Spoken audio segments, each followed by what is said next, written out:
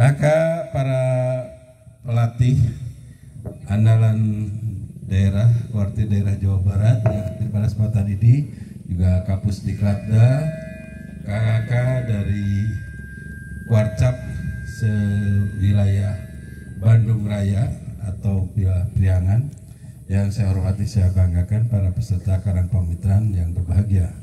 Pertama-tama saya menyampaikan apresiasi yang luar biasa buat kakak sekalian, di mana selama kurang lebih 3 hari ya, 3 hari bertahan dengan riang gembira, itulah Pramuka. Tepuk tangan untuk Pramuka.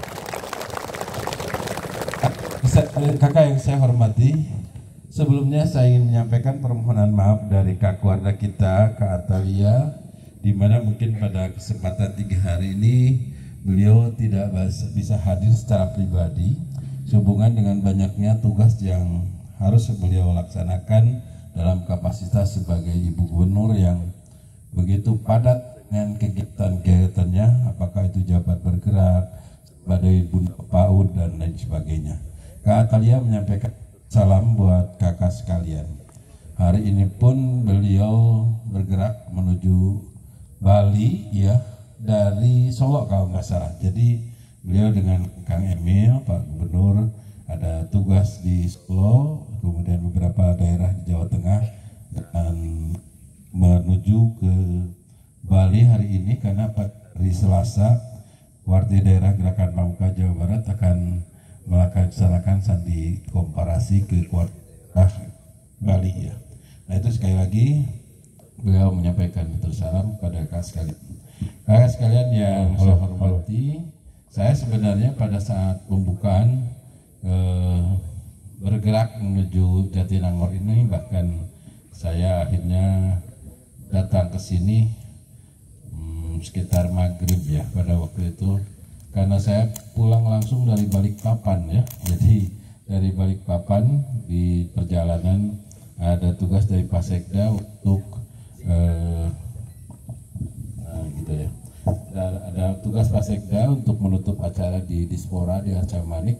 Jadi saya ke Arca Manik dulu, pas dari Arca Manik ke sini karena lewat Cibiru sangat macet sekali, dan ya saya di sini sudah ditutup sama dibuka sama kawal Kapus Diklatda karena saya pesankan seperti itu. Jadi jangan sampai terganggu karena saya yang bisa hadir.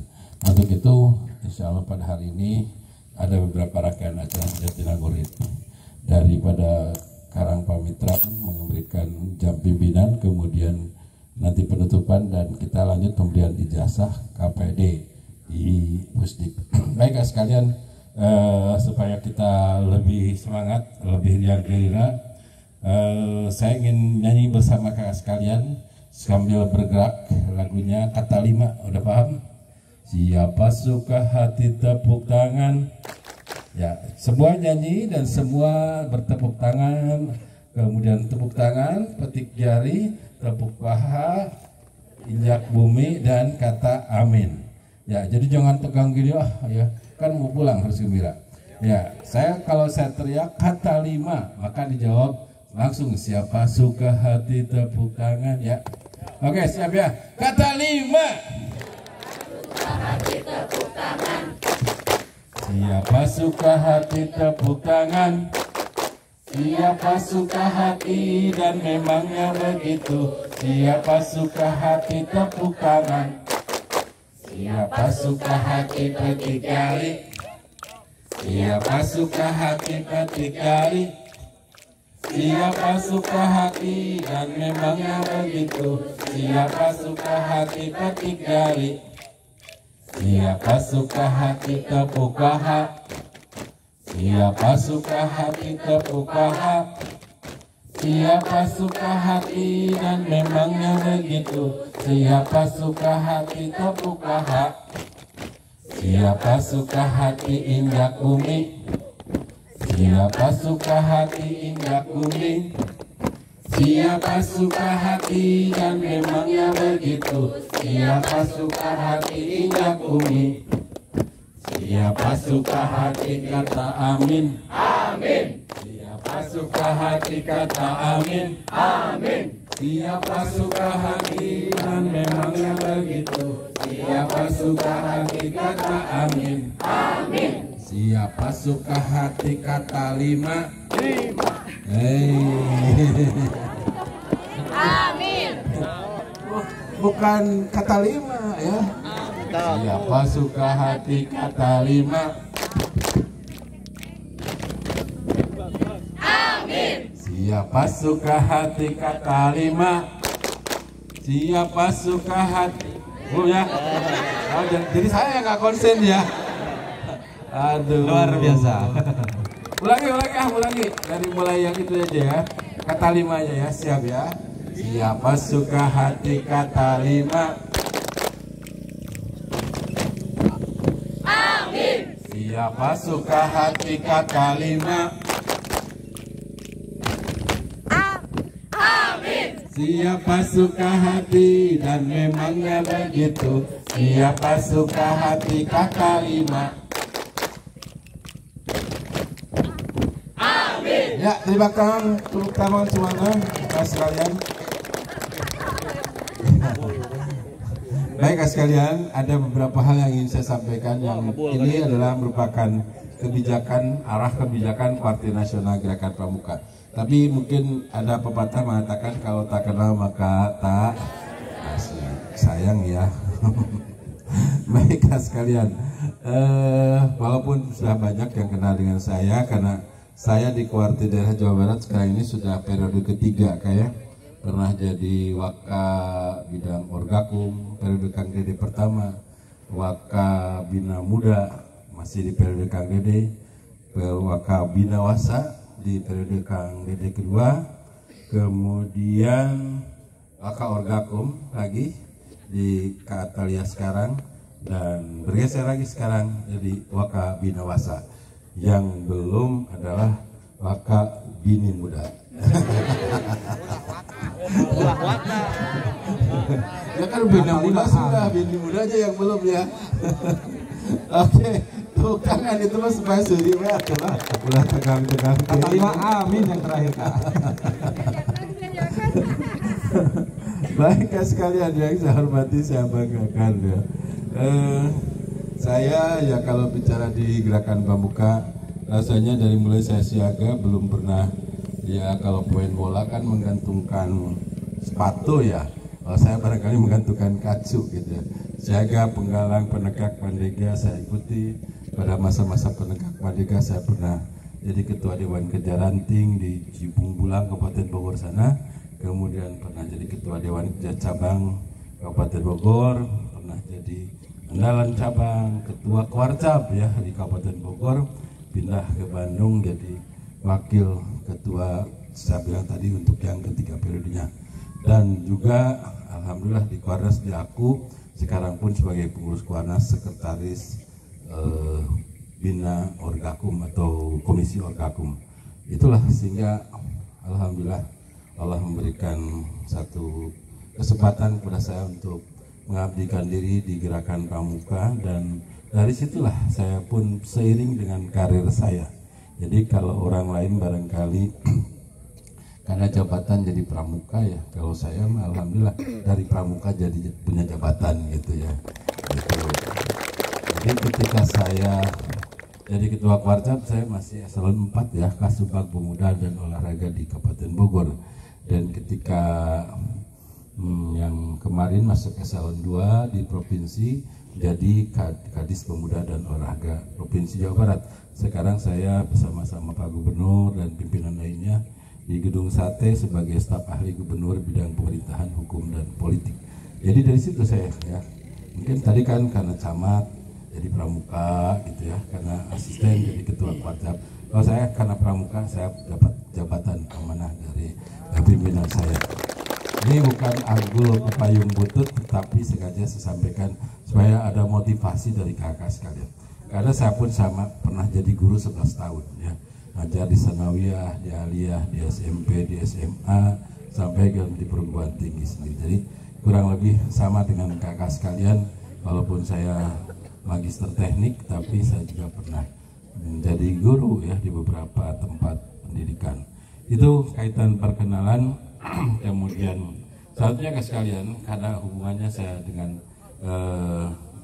jabatan organisasi baik di Kuarnas maupun di Kuarda, saya punya kepentingan untuk menyampaikan apa yang disebut dengan arah kebijakan kuartir nasional antara 2014 sampai 2045.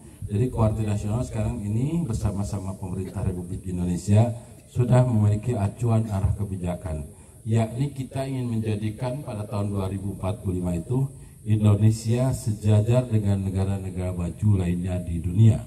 Jadi pada tahun 2045 tepatnya berarti pada saat 100 tahun Indonesia merdeka. Karena kita merdeka tahun 1945 diproklamasikan oleh Bung Karno Bung Hatta. Kemudian 100 tahun kemudian tepatnya tahun 2045 nanti yang akan datang, maka Indonesia punya cita-cita ingin mensejajarkan diri dengan negara-negara maju lainnya di dunia. Kita ingin menduduki 4 negara besar, ya. Besar tentunya dalam kapasitas ekonomi, ya, kemajuan negaranya dan sebagainya. Ya, 4 itu pertama adalah China, ya, Tiongkok. Kemudian kedua adalah India. Ketiga adalah Amerika, dan keempat kita. Bayangkan kita nanti punya keinginan untuk menempatkan diri di urutan keempat. Dan semua itu sudah terukur. Dimungkinkan Indonesia bisa di 100 tahun kemerdekaannya bisa mensejajarkan diri dengan. Kenapa kalau kita lihat harus China? China pada saat ini jumlah penduduknya terpadat di dunia. Kemudian menyusul India, kemudian Amerika, dan sekarang kita juga sama, ya. Pada saat ini memiliki jumlah penduduk yang cukup banyak, ya. Sehingga dengan demikian dengan modal sumber daya manusia yang banyak ini tentunya kita ingin maju di dunia ini. Nah, tapi syaratnya ada syarat, ya. Nggak cukup dengan banyaknya manusia, karena ketika manusianya tidak produktif, bukan maju, tapi yang ada malah menjadi beban, ya, beban negara tentunya. Nah, oleh karena itulah maka ada 3 syarat bagaimana kita bisa maju di tahun 2045. Yang pertama adalah Indonesia harus demokrasinya aman dan kondusif. Kedua adalah laju pertumbuhan ekonominya harus di atas 5%. Dan yang ketiga adalah generasi mudanya harus kompetitif. Nah, saya sekelas yang pertama, demokrasi kita harus kondusif, aman. Kita tahu pada sejak 1998 negara kita dikenal dengan reformasi di segala bidang kehidupan. Ya, oleh karena itu setelah itu semua serba langsung. Pemilihan presiden, wakil presiden dilaksanakan secara langsung.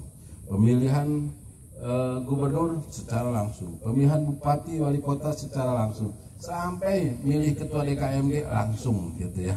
Seperti itu. Milih RT langsung.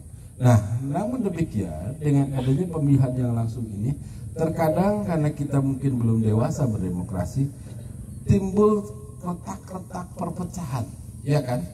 Misalkan pada waktu Pilpres kemarin adalah kelompok cebong, kemudian kelompok kampret, kelompok 1, kelompok 2. Nah, itu sampai sekarang membekas, ya.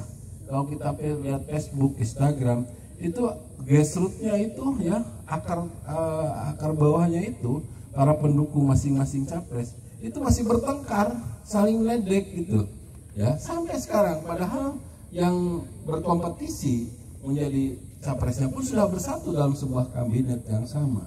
Nah, itu kan mereka bersifat negarawan, tetapi justru kenapa kitanya sendiri, ya, rakyat Indonesia terkadang pecah karena itu. Nah, inilah hal yang sangat riskan, sekalian, ya. Hanya gara-gara sepak bola timnya kalah, ribut, berantem, sampai akhirnya ada korban jiwa. Peristiwa kemarin di Malang, ya, sungguh sangat mengenaskan. 100 lebih orang meninggal hanya karena permainan sepak bola. Nah, itulah, ya, karena memang kita beragam. Oleh karena itu Kang Emil, Gubernur Jawa Barat, sering menyampaikan kepada kita semua, coba jangan kita pelihara perbedaan, tapi harus kita pelihara persamaan. Karena memang kita serba berbeda. Sukunya saja lebih daripada 600, ya, 1000 lebih, ya, kalau suku bahasa yang lebih daripada 600. Bisa dibayangkan perbedaan itu. Agama ada agama 6 besar yang diakui oleh negara dan lain sebagainya. Ya. Sekarang dalam satu tubuh agama Islam saja, misalkan agamanya sama Islam, baca syahadatnya sama, tetapi sholat subuhnya ada yang pakai kunut, ada yang enggak. Karena gara-gara itu saja ribut. Agak mau saya menjadi imam si anu, bongan untuk pakai kunut gitu, bongan curug nanti diacengkeun gitu dah, dan lain sebagainya. Itu karena hal yang perbedaan seperti itu menjadi masalah seperti itu. Ributlah dalam hal ini. Dan karena itu, ketika kita ingin maju di tahun 2045, kita harus aman dan kondusif. Tugas kita lah yang memegang merah putih ini bisa menjaga masyarakat minimal di lingkungannya masing-masing untuk tetap terjalinnya keamanan dan berikan paham kepada peserta didik kita bahwa persatuan dan kesatuan bangsa itu sangat penting buat negara kesatuan Republik Indonesia. Banyak negara-negara sekarang ini pada akhirnya hilang, bubar. Dulu ada negara besar yang namanya Uni Soviet, sekarang sudah nggak ada, terpecah belah menjadi Rusia, Yugoslavia dan lain sebagainya. Nah,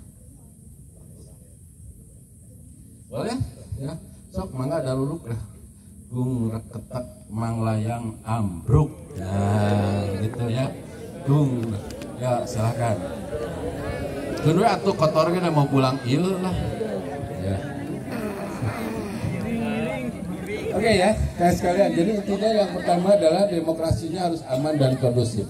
Intinya negara kesatuan Republik Indonesia ini jangan terpecah belah, apalagi karena hal yang sepele. Yang kedua adalah laju pertumbuhan ekonominya harus 5%. Saya kira sekarang kita optimis, Jawa Barat saja laju pertumbuhan ekonominya pada saat ini mencapai 5,6%. Tetapi bukan berarti kita tidak harus waspada, karena namanya inflasi sekarang ini juga sama naik terus sampai 4,6.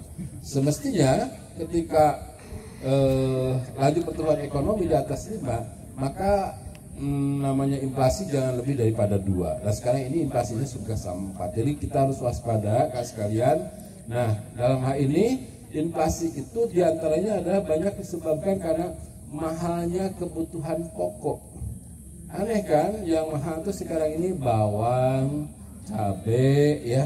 Ya ibu-ibu masih tahu ya hal itu. Nah karena itu Kak Atalia, Kak Keluarga kita selalu menganjurkan mari kita manfaatkan sejengkal tanah ataupun halaman dengan bercocok tanam.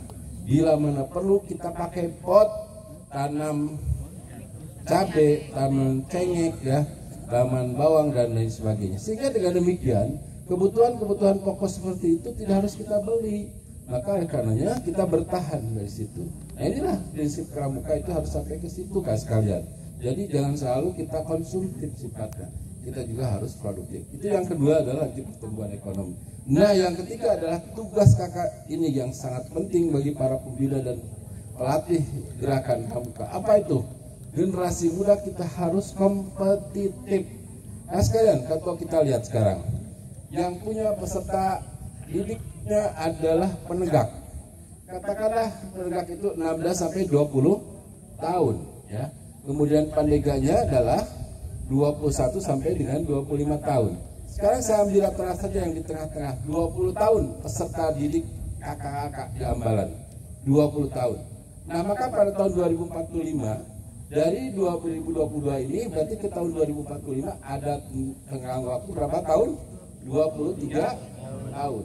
Nah kalau tadi usia peserta didik kita adalah 20 tahun, maka ditambah 23, di usia 2045 nanti mereka akan berusia kurang lebih 43 tahun ya.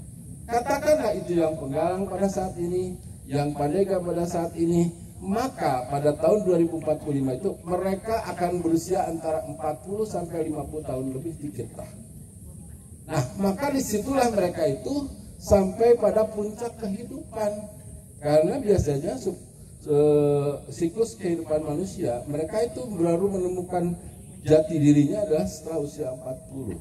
Karena bisa kita lihat ketika orang gagal di usia 40, 45 ya, katakanlah jadi penganggur misalkan, itu akan repot tahun-tahun berikutnya untuk bisa stabil. Tapi ketika katakanlah pada usia 40 itu sudah stabil kehidupannya, Kalau PNS misalkan sudah ya katakanlah punya NIP gitu, atau misalkan pengusaha atau kita berusaha juga sudah berwirausaha sendiri dan lain sebagainya, maka saya yakin semakin usia bertambah dia akan lebih maju terus. Yang PNS mungkin jadi pejabat terus sehingga. Nah sementara saya khususnya sekarang ini termasuk golongan apa ya, generasi X ya. Kan ada generasi tradisional, ada generasi baby boomer ya. Baby boomer itu dilahirkan pada saat Perang Dunia Kedua, jadi masih ada bom, makanya baby boomer ya. Kemudian ada generasi X, generasi Y, generasi Z, milenial ya. Milenial itu biasanya masuk ke milenial, dan Z mungkin juga masuk ke zilenial sekarang ini. Nah itu adalah di hadapan kakak-kakak pada saat ini. Peserta didik kakak-kakak. Jadi hakikatnya ketika kakak pakai kartu menjadi pembina pramuka, kakak ini adalah pahlawan tanpa tanda jasa untuk menjadikan mereka pemimpin di tahun 2045. Maka semangat kita selalu gelorakan Scout today, leader tomorrow. Pramuka hari ini, pemimpin hari esok. Itu yang harus selalu digelorakan sama adik-adik kita akan sekalian. Nah kita akan lihat di tahun 2045 peserta didik kita yang sekarang ini jadi apa? Tentunya kita harapkan mereka akan menjadi pemimpin-pemimpin bangsa ini. Pemimpin itu bukan hanya bupati, gubernur dan lain sebagainya, tetapi tentunya juga minimal dia menjadi pemimpin keluarga. Menjadi pemimpin keluarga itu juga harus sukses dan lain sebagainya. Nah itulah tugas sekalian. Maka bekali adik-adik kita dengan 3 hal Kak. Yang pertama adalah ilmu pengetahuan, yang kedua keterampilan, dan yang ketiga adalah attitude nilai. Yang pertama adalah ilmu pengetahuan, knowledge ya, bahasa Inggrisnya knowledge, kita singkatkan. Kemudian yang kedua adalah keterampilan, skill, kita singkat S. Dan yang terakhir adalah attitude ya, akhlak. Kalau orang Islam bilangnya akhlak adalah A. Ini penting ya sekalian. Ilmu pengetahuannya mereka pada saat ini sekolah, maka di situ dia belajar matematik, dia belajar pengetahuan alam dan sebagainya. Keterampilannya skill, disinilah tugas kita sebagai pembina pramuka. Kita besarkan adik kita dengan keterampilan ya, untuk kemajuan organisasi mereka terpa oleh kita teknik-teknik kepramukaan. Di satu sisi juga ada saka ya, di situ kita bisa membekali mereka dengan keterampilan. Ada TKU, tanda kecakapan umum, ada TKK, tanda kecakapan khusus. Coba dari situ bukan hanya semata-mata kita menerapkan sistem kepanduan itu sendiri, tetapi semestinya juga bisa menyiapkan mereka memiliki bekal untuk kehidupannya. Saya contoh Kak, misalkan ada kakak kan melatih adik-adiknya untuk menempuh SKK, syarat kecakapan khusus. Misalkan ada SKK pengrajin kulit ya, misalkan jadi kalau sudah bisa dia diterapkan. Nah, kan sekalian jangan hanya sebatas dia bisa membuat sesuatu dari kulit, kemudian dia terapkan daripada SKK-nya, sehingga dia merasa bangga dengan SKK-nya, kakaknya di selendang atau di tangannya kalau sudah penuh tangan ke selendang. Tetapi lebih jauh kita tingkatkan, kita beri kesempatan mereka itu untuk mengikuti sertifikasi kompetensi. Jadi ketika mereka mampu pengrajin kulit, maka kita arahkan mereka pun bisa mengikuti sertifikasi kompetensi ke LSP. Sehingga dengan demikian dia pun dapat sertifikat bahwa dia ahli dalam bidang pengrajin kulit. Sehingga dengan demikian nanti ketika beres di pramuka menggalang penegakan nilainya, dia bisa wirausaha atau bisa mencari kerja dengan memperoleh sertifikat kompetensi pengrajin kulit. Demikian hanya dalam hal-hal lain. Kan ada TKK menjahit ya, itu kan ada batasannya. Bisa menjahit penggalang itu sampai bikin apa, mesangkeun kancing misalkan ya, seperti itu. Maka dapat TKK. Nah kita berharap dia lebih kompeten, maka terampil menjahitnya ini dia bisa sampai membuat baju atau seragam dan lain sebagainya. Oleh karena itu daftarkan kepada LSP di bidang pakaian seperti itu, sehingga tidak demikian mereka pun nanti dapat sertifikat. Itulah ya kakak sekalian. Jadi hakikatnya apa yang dimaksud dengan kegiatan-kegiatan pramuka itu sebenarnya adalah juga membekali keterampilan. Itulah sekali. Dan terlebih khusus lagi adalah nilai-nilai attitude. Kita punya Trisatya dan Dasa Dharma gerakan pramuka. Itu modalnya dari mulai takluk pada Tuhan Yang Maha Esa nomor 1 Dasa Dharma sampai kepada nomor 10 suci dalam pikiran, perkataan dan perbuatan. Bagaimana pramuka tidak lengkap sekali. Begitu pertama Dasa Dharma itu harus sudah meningkatkan keimanan dan ketakwaan. Iman dan takwa itu adalah melaksanakan segala perintah Allah dan menjauhi segala larangannya. Sampai ke nomor 10 suci dalam pikiran. Kemudian bukan pikiran goreng ke batul. Ya. Kemudian suci dalam pikiran perkataan. Perkataan yang mengenakan orang lain. Hindari gibah, hindari ngomong berbatul, ya, dan sebagainya gitu. Nah, kemudian yang terakhir adalah suci dalam pikiran, perkataan dan perbuatan. Perbuatannya pun sama. Karampa, karasa, ya itu yang diharapkan oleh masyarakat kita. Itulah kakak sekalian. Jadi 3 hal yang perlu kakak sampaikan kepada peserta didik. Pertama adalah ilmu pengetahuan, kedua adalah keterampilan, dan ketiga attitude. Saya kira itu kakak sekalian yang sebagai pembekalan dari pimpinan dalam kesempatan ini. Jadi intinya kakak sekalian di tahun 2045 kita punya utang, yaitu membesarkan peserta didik kita agar mereka bisa membangun Indonesia sehingga Indonesia bisa menjadi 4 besar negara dunia. Kemudian setelah itu apa yang harus kita berikan, yaitu ilmu pengetahuan, keterampilan, dan attitude nilai. Ya. Itu saja kakak sekalian, semuanya berdiri lagi, ya, oke. Ya. Ya. Lanjut aja penutupan ya. Ayo.